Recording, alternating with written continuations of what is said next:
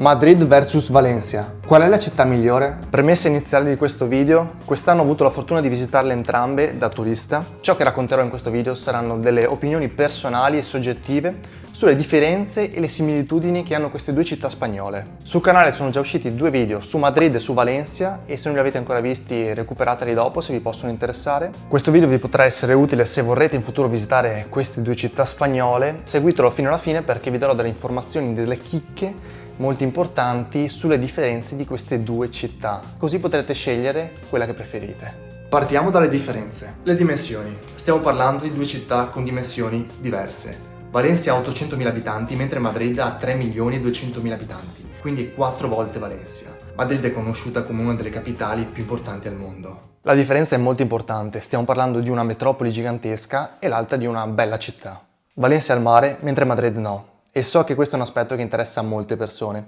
Infatti il mare ti dà molte possibilità, fare delle passeggiate lungo la spiaggia, fare sport in spiaggia, fare il bagno ovviamente, ti permette di rilassarti. Sappiamo tutti che il mare rilassa le persone. Poi a Valencia la cosa molto bella è che le spiagge sono immense, sono grandissime, quindi non troverai mai una spiaggia straffollata dove dovrai mettere il tuo asciugamano attaccato a 30 cm dall'asciugamano di qualcun altro. Queste spiagge veramente lunghe e larghe che ti permetteranno anche di prendere un posto tutto tuo e stare in tranquillità. Per non parlare delle feste, dei concerti che si fanno in spiaggia, tutti i bar e ristorantini, sappiamo che danno delle vibes strapositive. Da non sottovalutare la possibilità anche di andare nelle isole Baleari, perché da Valencia partono i traghetti che ti portano a Ibiza, Formentera, Minorca, Maiorca in 4 ore. Quindi organizzare anche un viaggio o una vacanza in ottica di avere questa possibilità può essere un plus pazzesco. Legato al mare c'è anche un clima diverso tra Valencia e Madrid. Infatti a Valencia il clima è più umido, c'è molta umidità soprattutto anche di notte e a Valencia ci sono 320 giorni di sole all'anno.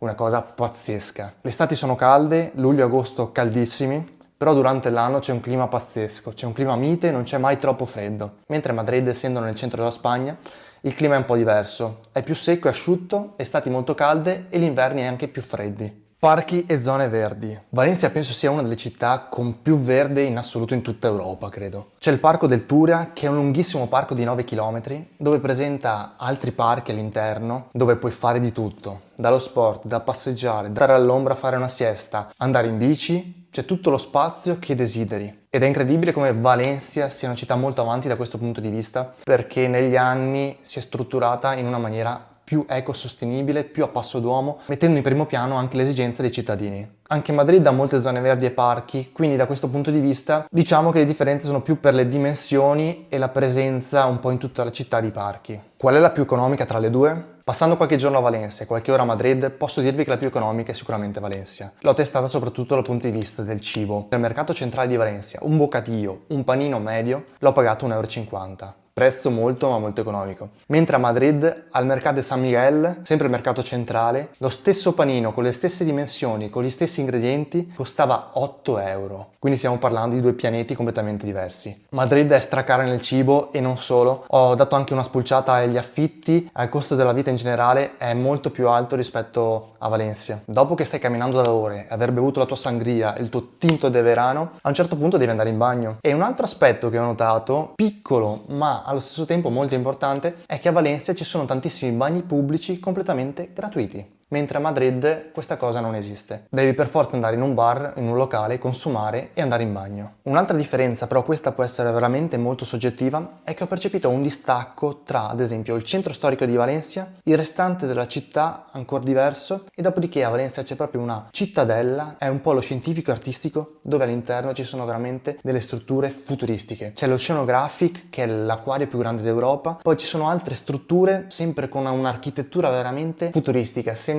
quasi delle navicelle spaziali. C'è il Museo della Scienza, il Museo delle Arti e della Musica, tutti visitabili, quasi tutti a pagamento. Avendo questo distacco, a Madrid diciamo che non ho avuto la possibilità di vederla così tanto, è divisa su quartieri e ogni quartiere ha una propria identità, ma la mia prima impressione è stata quella di vedere una città un po' più uniforme, nel senso che gli edifici, i monumenti, le attrazioni sono quasi tutte con uno stile, fatemela passare, pressoché uguale, quindi non c'è quella netta separazione tra il centro città, un po' fuori i vari quartieri. Come vi ho detto, non ho avuto la possibilità di vedere tutti i quartieri molto bene, però questa è solo un'impressione personale. Valencia mi ha dato la sensazione di essere una città più tranquilla, più easy, più alla portata delle persone, del popolo, mentre Madrid a primo impatto ho visto subito che è una città molto più impostata, anche gli edifici in sé sono più autorevoli, c'è diciamo con un aspetto più di sovranità, è più una macchina economica con lo scopo di fabbricare più soldi possibili. Valencia è un po' più sporca rispetto a Madrid, cosa che ho notato immediatamente appena arrivato è il fatto che tu passeggi in certe zone, soprattutto dove ci sono più pub, e che appena passi, cammini, senti proprio che la tua scarpa si incolla al pavimento. Senti proprio quell'appiccicaticcio dell'alcol versato per terra che non è stato pulito, oppure è stato pulito ma ce n'è stato talmente tanto che non si è riuscito a pulire bene.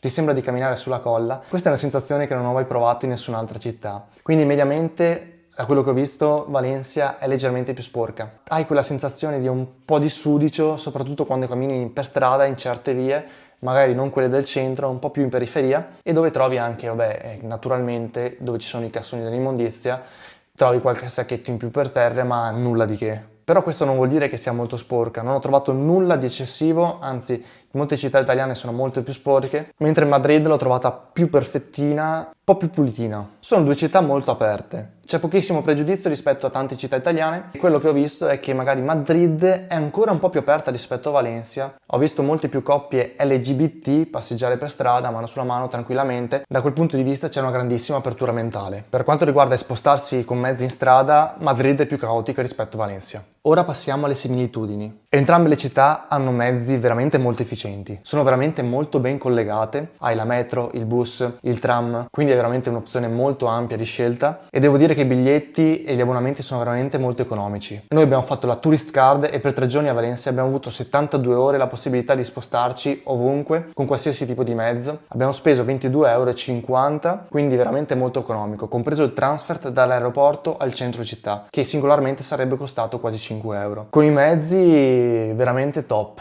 Ho visto pochissima polizia in giro e questo può essere anche sintomo che sono entrambe delle città molto sicure. Almeno per le zone che ho visitato io, quindi per lo più nel centro storico, poco controllo anche per strada nelle zone più turistiche, quindi mi fa percepire che comunque non ce n'è così tanto bisogno. Se sei già stato o sei già stata in Spagna, saprai benissimo che gli spagnoli parlano solamente lo spagnolo. In pochissimi riescono a parlare l'inglese, l'italiano non se ne parla, quindi come un po' noi italiani parliamo per lo più italiano e un pochino di inglese, loro parlano prettamente lo spagnolo. Quindi è meglio se ti dedichi un po' a imparare lo spagnolo. Complessivamente entrambe hanno un buonissimo clima e trasmettono veramente delle energie positive. In Spagna si mangia bene, si mangia del buon cibo, chiaramente se si evitano tutti quei ristoranti locali turistici, ma questo vale per tutti i paesi del mondo. E ultimo punto, come similitudine, è che entrambe non sanno fare il caffè. Spoiler, però credo che tu lo sappia, il caffè buono lo bevi solamente in Italia.